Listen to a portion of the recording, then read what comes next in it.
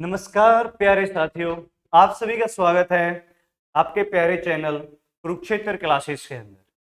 बेटा आज हम अपना एक और नया टॉपिक लेके आए हैं कुरुक्षेत्र यूट्यूब चैनल के ऊपर।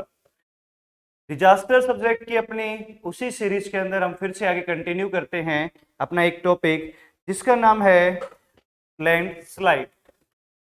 बेटा हमारा जो टॉपिक आज की क्लास का रहेगा वो है लैंडस्लाइड, भू संकलन। लैंडस्लाइड मीनिंग क्या होता है? भू संकलन। क्या होता है बेटा लैंडस्लाइड या भू संकलन?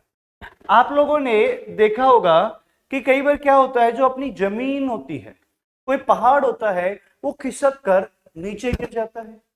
कई बार पहाड़ का एक ऊपर से कुछ पत्थर आके नीचे गिर जाते हैं। कई बार पूरे पहाड़ का, जैसे मान लेते हैं अपने पास कोई पहाड़ है, ये पहाड़ का तो ये वाला पार्ट है, ये पार्ट नीचे की तरफ क्या हो जाता है, स्लाइड हो जाता है, नीचे की तरफ दब जाता है। कई बार क्या होता है कि इस पहाड़ के ऊपर ये पत्थर रखे हुए हैं। ये क्या रखे हुए हैं बेटा? पत्थर से। ये पत्थर यहां से गिरकर नीचे ग्राउंड की तरफ आ जाते हैं।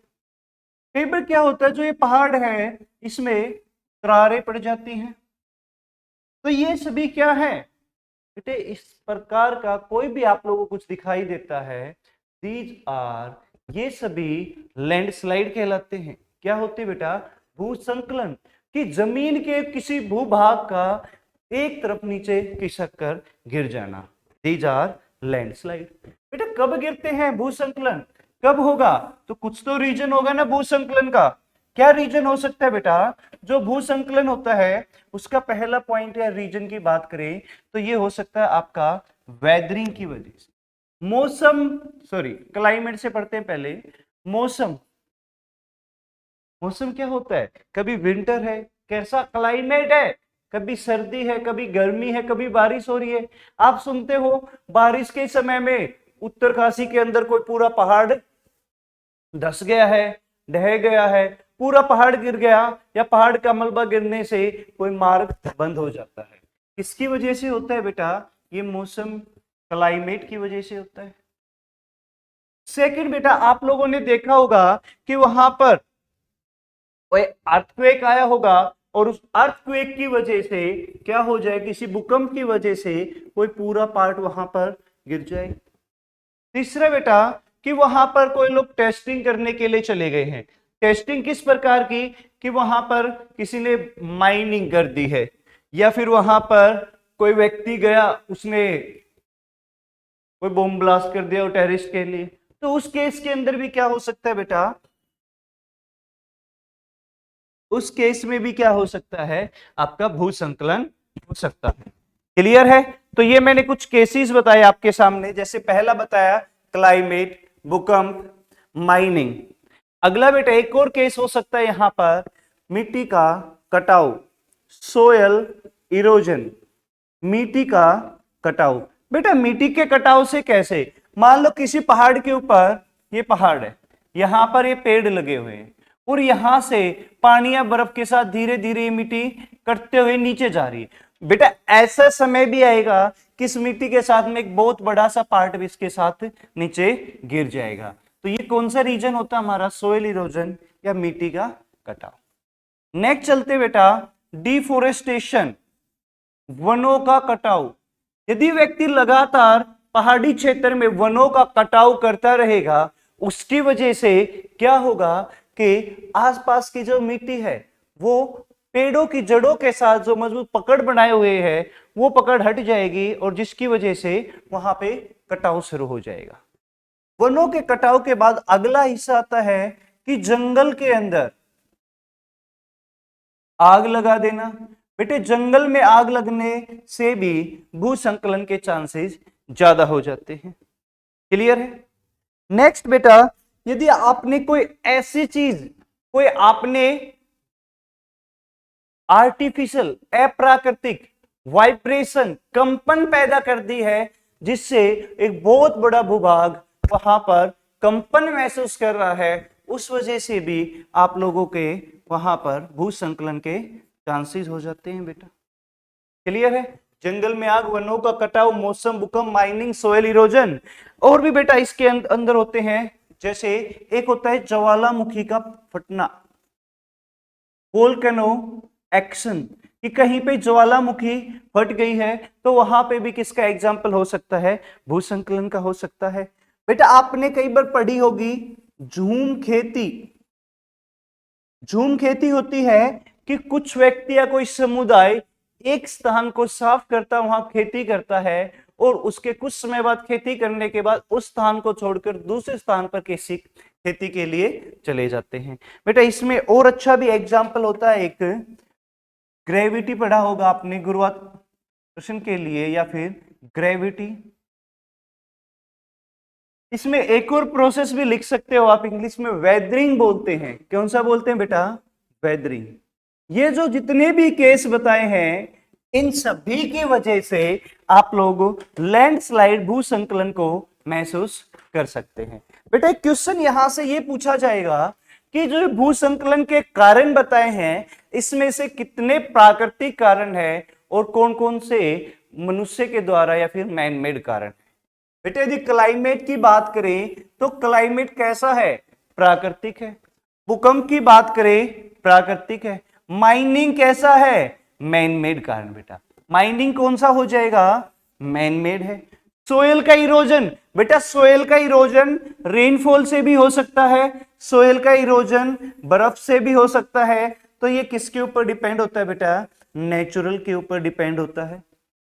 यदि वनों का कटाव करें और जंगल में आग की बात करें या कंपन और ज्वालामुखी, तो पहले ज्वालामुखी पे चलते हैं। बेटा जो ज्वालामुखी का कारण होता है वो कैसा होएगा, प्राकृतिक, नेचुरल है।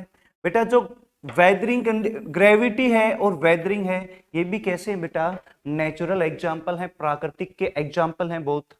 यदि हम आगे देखते हैं बेटा वनों के कटाव का एग्जाम्पल, कौन सा एग्जाम्पल देखते हैं बेटा, वनों के कटाव का एग्जाम्पल या जंगल में आग।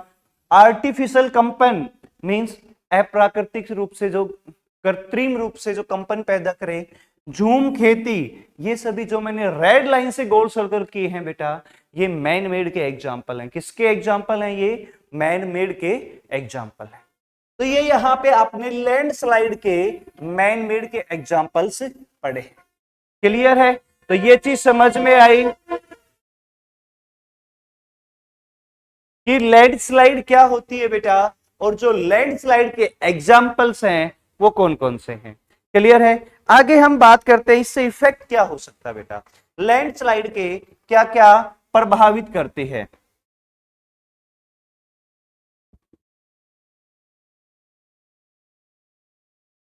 प्रभाव या इफेक्ट, बेटा जिस भी रीजन के अंदर लैंडस्लाइड होगी वहां पर सबसे पहले इकोनॉमी क्राइसिस होने के चांसेस होंगे।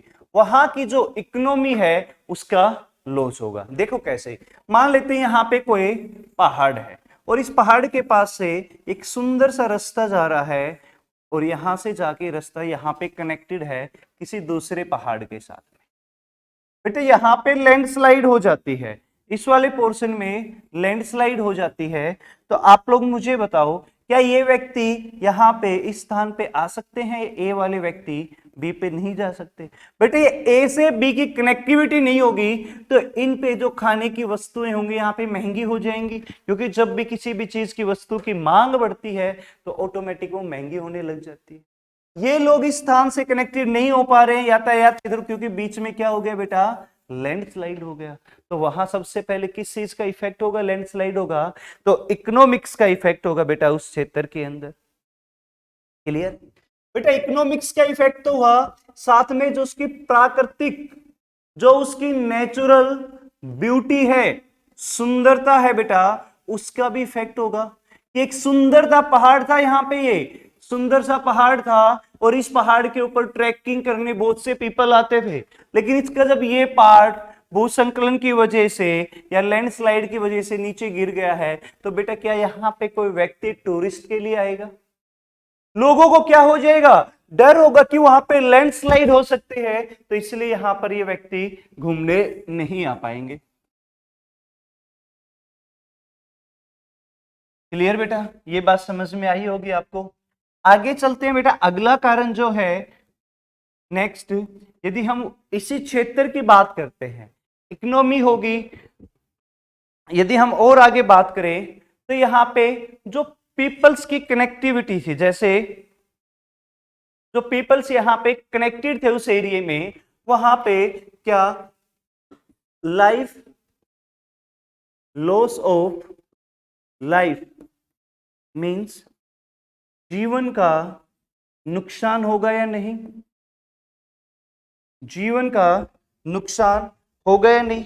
इन loss of life it's also happened और नोट, कि यहाँ पे जो जीवन है, देखो बेटा लैंडस्लाइड की वजह से मान लो यहां से कोई पहाड़ का पत्थर आगे नीचे गिरता है, यहाँ एक सुंदर सा गाड़ी चल रही थी बेटा, इस गाड़ी के ऊपर जब पत्थर टकराएगा तो यहाँ पे कोई व्यक्ति की मृत्यु भी हो सकती है।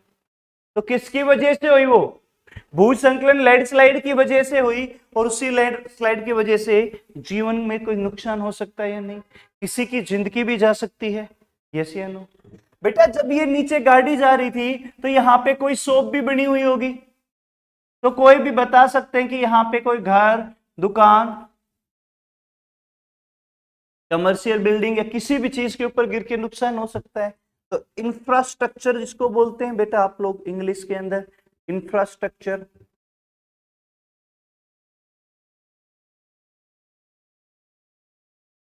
इंफ्रास्ट्रक्चर का भी नुकसान हो गया नहीं, घर मकान बिल्डिंग वगैरह का नुकसान हो गया नहीं, क्लियर है। चलो और देखते हैं बेटा, एक और एग्जाम्पल यदि हम समझना चाहें यहां पर प्रभाव का, तो यहां पर इकोसिस्टम का भी प्रभाव हो सकता है। अब आप सोचोगे सर इकोसिस्टम का कैसे प्रभाव होगा?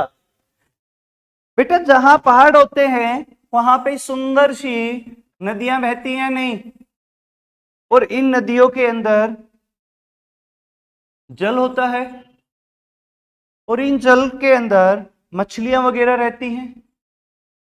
अब बेटा लैंडस्लाइड होगा तो लैंडस्लाइड की वजह से इसमें कोई भी रुकावट आ सकती है, तो इससे क्या चीज प्रभावित होगी? आप लोगों का जो इकोसिस्टम है वो चीज तो प्रभावित होगी यहां से, यस या नो। क्या चीज प्रभावित होंगी? इकोसिस्टम ही तो प्रभावित होगा। हाँ भाई ये चीजें समझ में आई है नहीं, जल्दी बताओ मुझे कमेंट कर करके। नेक्स्ट और क्या चीज प्रभावित हो सकती है? ये एक मेजर चीज बताई जो प्रभावित होंगे किससे? लैंडस्लाइड से। क्या क्या? इकोनॉमिक्स, प्राकृतिक सुंदरता, जीवन का नुकसान, इंफ्रास्ट्रक्चर एंड इकोसिस्टम। यदि हम आगे चलते हैं तो इसके बाद आते हैं कि जो लैंडस्लाइड या भूसंकलन है ये कितने प्रकार का होता है बेटा। देखो डायग्राम से समझेंगे और फिर उसका मीनिंग आप लोग खुद से निकाल के देखना कि भूसंकलन कितने प्रकार का होता है। जैसे सबसे पहले होता है भूसंकलन का होल, मीने गिरना।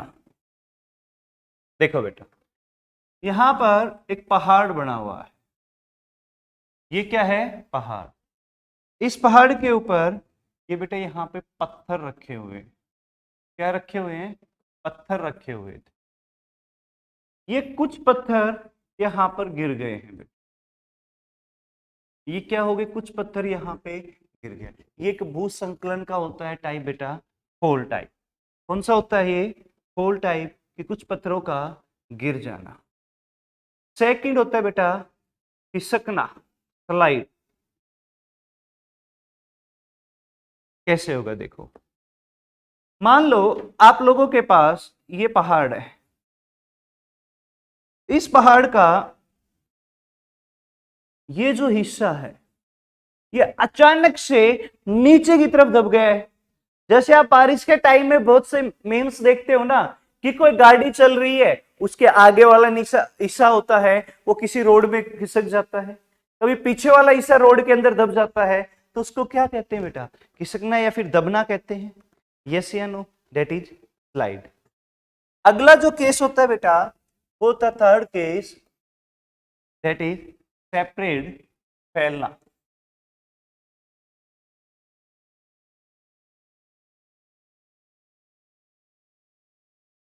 ये पहाड़ था, यहाँ पे ये इसका पूरा मलबा वगैरह था, ये मलबा फैल के कितने रीजन में? इस पूरे रीजन के अंदर फैल गया। इसका जो टॉप व्यू था ये फैल के इसकी हाइट कम हो गई है, तो ये क्या हो जाएगा बेटा? एक और रीजन फैलना। अगले पे चलते हैं। तो ये 4 रीजन होते हैं हमारे। पहला कौन सा बताया मैंने आप लोगों को? गिरना, दूसरा खिसकना, तीसरा फैलना और चौथा होता है बेटा टोपलर।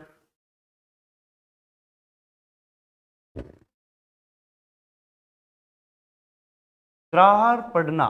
द्रार कैसे पढ़ेंगे देखो,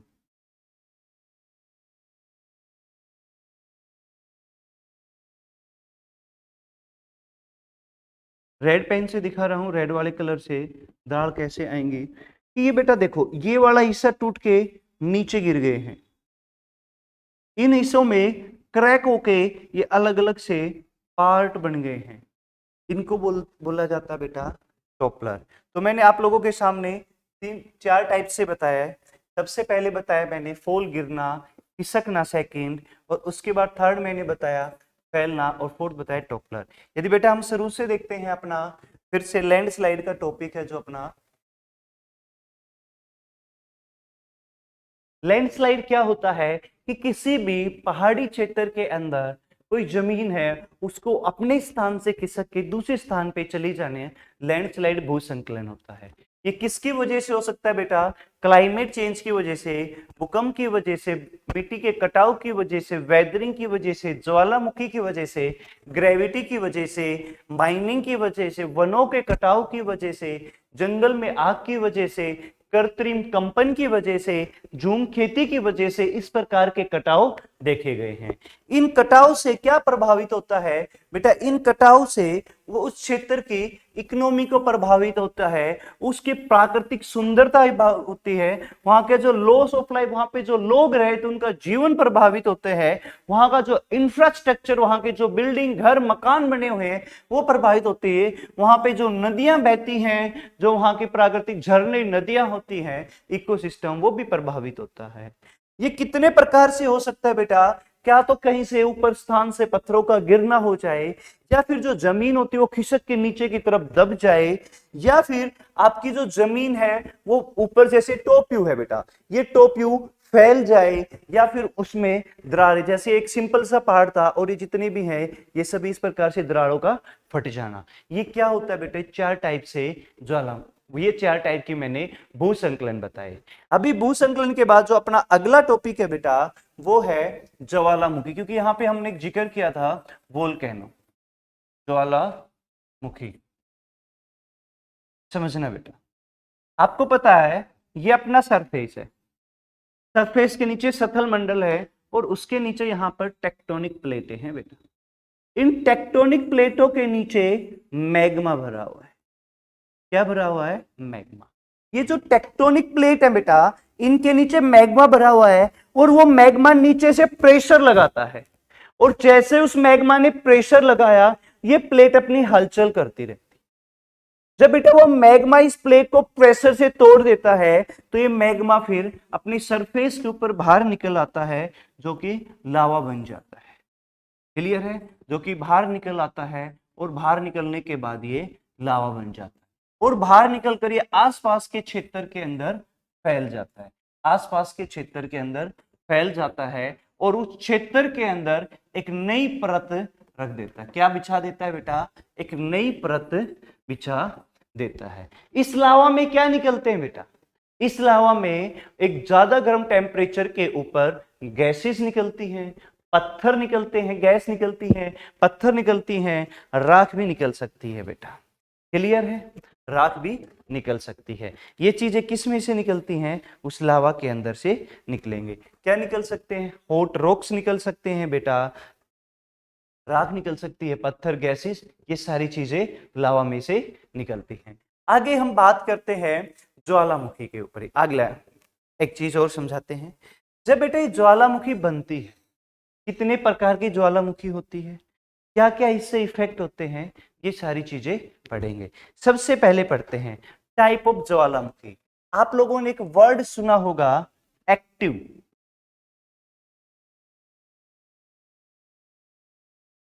करिए,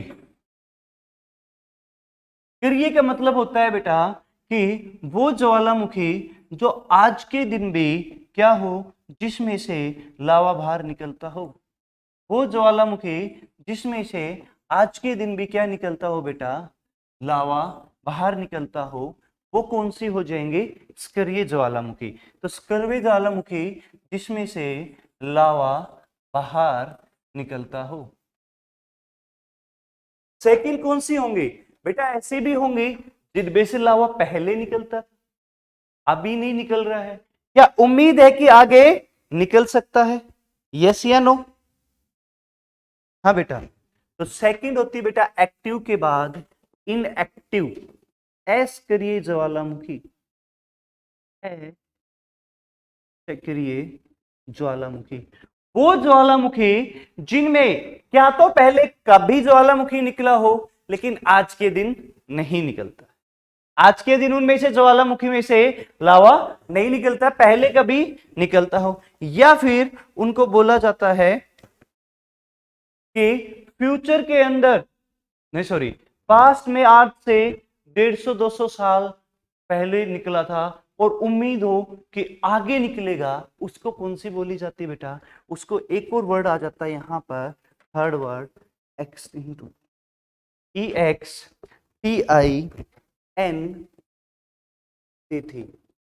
एक्सटिंक्ट ज्वालामुखी। उम्मीद है क्या कि लंबे समय से बंद पड़ी हुई है लेकिन कभी भी निकल सकती, कभी भी दोबारा शुरू हो सकती है। दीज आर एक्सटिंक्ट ज्वालामुखी। ये लंबे समय से बंद पड़ी हुई है बट ये भी तो एस के लिए होगी ना, आज तो एस के लिए है बेटे। जो इनएक्टिव होते हैं उनको एक और नाम भी बोला जाता है डोरमेंट। क्या वर्ड आया बेटा? एक डोरमेंट। डोरमेंट किनको बोला जाता है? जो एस करिए है। क्लियर है? एग्जाम्पल के साथ भी समझाऊंगा। तो मैंने तीन बताए, एक्टिव, इनएक्टिव या डोरमेंट, और एक्सिस्ट कि कभी भी निकल सकती हैं। इनएक्टिव जो अभी प्रक्रिया में नहीं है, एक्टिव जो अभी प्रक्रिया के अंदर चल रही है। क्लियर है? चलो, एक वो वर्ड आ जाता है आगे, वर्ड आ जाता है कि वोल्केनिक इरप्शन की जो ज्वालामुखी है ना, ये कहां पे फटेगी बेटा? वोल्केनिक इरप्शन वहां पे होता है जो कि हमारा वीक जोन होता है। कौन सा जोन होता है बेटा? Week zone. वो हिस्सा टेक्टोनिक प्लेटों का जो बिल्कुल कमजोर होता है, उस कमजोर हिस्से में से ही लावा मैग्मा बाहर निकलने की कोशिश करता है और वहां से बाहर निकल जाता है, उसको बोला जाता है बेटा वीक जोन। क्लियर है? नेक्स्ट कहां से? जहां पर वाइब्रेशन एक्टिविटीज होती हो, कंपन की गतिविधियां होती हो, जहां पे कंपन की गतिविधियां ज्यादा होती हो वहां पर भी ये केस हो सकता है। पहला मैंने बताया कमजोर जोन, दूसरा जहां पर कंपन की गतिविधियां होती हैं दैट इज वीक जोन। बेटा और कहां पे हो सकती हैं? और कहां पे हो सकती हैं? देखो यहाँ पे हमारी टेक्टोनिक प्लेटें एक दूसरे के साथ हैं, वो टेक्टोनिक प्लेटें क्या तो टूट जाएं या एक दूसरे से दूर चली जाएं तो एक भ्रंश घाटी का जो निर्माण होता है उसमें से फिर क्या होगा? मैग्मा उस तय को तोड़कर बाहर निकलने की तो कोशिश करेगा। यस या नो? हाँ भाई बताओ, हाँ या नहीं? क्लियर है बेटा? इनसे क्या क्या चीज प्रभावित होगी? प्रभाव या कारण। कोई आपसे पूछे इनसे क्या चीजें प्रभावित होंगी या कारण, तो इसका एक सिंपल सा कोजिज है बेटा। जब ये जिस क्षेत्र के अंदर लावा बाहर निकलता है वहां पे आसपास के अंदर कुछ भी नहीं बचता है, जो मैग्मा जो लावा है मैग्मा बाहर आता है उससे एक नई सतह बन जाती है बेटा। जब यहां से मैग्मा लावा बाहर निकलता है आसपास के क्षेत्र के अंदर एक नई सतह मींस एक नई सतह आ जाती है जिससे वहां की जो भी इकोसिस्टम रहता है वो बिल्कुल खत्म हो जाता है। जो प्रेजेंट में इकोसिस्टम है वो उस क्षेत्र का बिल्कुल खत्म हो जाता है। और क्या हो सकता है बेटा बताओ? बताओ बेटा वहां पे जहां पे ये मैग्मा बाहर निकलता है वहां का घनत्व, वहां का घनत्व भी बहुत कम हो जाता है, वहां का घनत्व भी बदल जाता है। बेटा बहुत ज्यादा प्रेशर के साथ ये निकलता है, जब बहुत ज्यादा दाब के साथ जब ये बाहर निकलता है तो आसपास के क्षेत्र को पूरा प्रभावित कर देता है, आसपास के क्षेत्र को पूरा प्रभावित कर। माना जाता है कि जहां ज्वालामुखी वृत्ति है उसके आसपास में 10 किलोमीटर से एरिया में, जिस एरिया में फटी है उसमें 10 से 50 किलोमीटर तक एरिया में दिखाई दे जाती है, और उसके आसपास के 10 किलोमीटर तक इतना ज्यादा प्रकोप होता है कि वहां पर जो इकोसिस्टम है, जो वहां के पर्यावरण गतिविधियां हैं, वो सारी नुकसान में चली जाती है। यस या नहीं, ये बात समझ में आई या नहीं? तो बेटा ज्वालामुखी से कैसे तो उत्पन्न हो रही है, क्लियर है? ये एक नेचुरल प्राकृतिक एग्जाम्पल है प्योरली। इंडिया की बात करें तो आपने एक नाम सुना होगा, अंडमान एंड निकोबार, बंगाल की खाड़ी में। अंडमान एंड निकोबार नाम सुना है, एक द्वीप समूह है अंडमान और निकोबार। इसमें बेटा एक ज्वालामुखी है जिसका नाम है बैरन ज्वालामुखी। बेटा ये 1991 में सक्रिय हो गई थी। बेटा ये कब सक्रिय हो गई थी? बेटा 1991 में ये सक्रिय हो गई थी। कितने साल बाद? लगभग लगभग ये 150 से 160 साल बाद दोबारा 1991 में सक्रिय हुई थी। बेटा एक और ज्वालामुखी है बेटा बैरन के बाद, अंडमान निकोबार की ही। कौन सी ज्वालामुखी है? कौन बच्चा बता सकता है? नारकोंडम। कौन सी है बेटा? नारकोंडम। ये भी कहां पर है? अंडमान और निकोबार के अंदर है नारकोंडम। क्या नारकोंडम आज भी है सक्रिय है क्या? नहीं।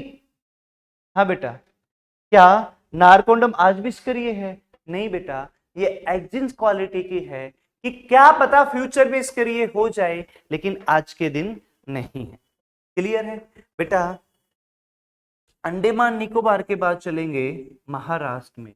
महाराष्ट्र में आपने सुना होगा डेक्कन, सॉरी, दक्कन ट्रैप या डेक्कन ट्रैप। बेटा जो डेक्कन ट्रैप है ये भी एक एक्जिन्स मींस आज के दिन सक्रिय नहीं है, फ्यूचर में कभी हो सकती है या पहले थी, मींस एक एक्जिन्स का एग्जाम्पल है। बेटा ये मैंने महाराष्ट्र का बताया, अंडमान निकोबार का बताया। अब हम चलते हैं अपने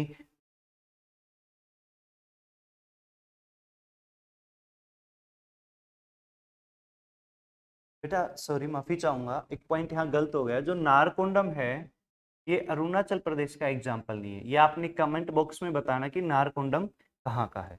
नेक्स्ट चलते हैं बेटा हरियाणा का एग्जाम्पल, ये बहुत इंपॉर्टेंट है। आपने सुना होगा डोसी हिल्स और तोसाम की पहाड़ियां।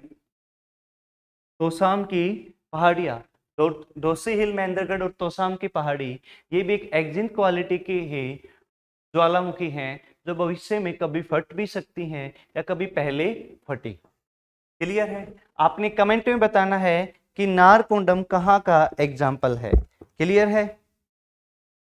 और उसके ये मैंने इंपॉर्टेंट बताई है। एक और नाम आप पढ़ सकते हो, बाराटंग ज्वालामुखी, ये भी किसका एग्जाम्पल है? एक्जिन्स क्वालिटी का। क्लियर है? मींस ये इनएक्टिव भी नहीं है, ये एक्जिन्स है कि क्या पता भविष्य के अंदर हो जाए या ना भी हो। क्लियर है? या पहले थे। दीज आर द एक्जिन क्वालिटी एग्जाम्पल, जो कि एक लंबे समय से बंद पड़ी हुई, जिनका कुछ भी भविष्य पता नहीं है। कौन कौन सी का एग्जाम्पल बताया ये मैंने? नारकोंडम, डेक्कन ट्रैप, हरियाणा में डोसी और तोसाम, और एक और एग्जाम्पल लिख सकते हो बाराटंग। ये सभी वो ज्वालामुखी हैं जिनका भविष्य में कभी भी फट सकती। क्लियर है?